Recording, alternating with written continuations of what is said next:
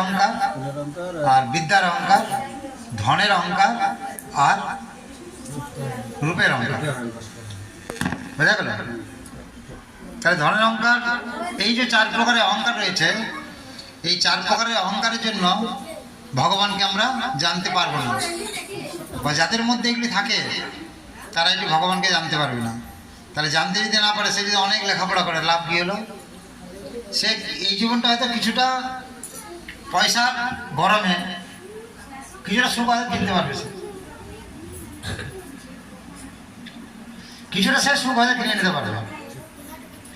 হয়তো বাড়ি নেই, অনেক টাকা পয়সা তো বাড়ি করে নিতে পারবে, অনেক গরম করছে, একটা এসি বসিয়ে নিতে পারবে। কিন্তু সে তাও সর্বসুখী নয়। কেন? যখন কারেন্ট চলে যাবে 3 দিন ধরে, তখন এসিটা কী করে চলবে?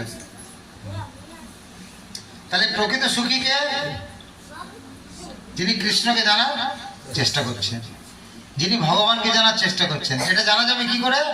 বলছে সাধুসঙ্গ, সাধুসঙ্গ সর্বশাস্ত্রে হয়, লম্মাত্র সাধুসঙ্গ কৃষ্ণ ভক্তি হয়।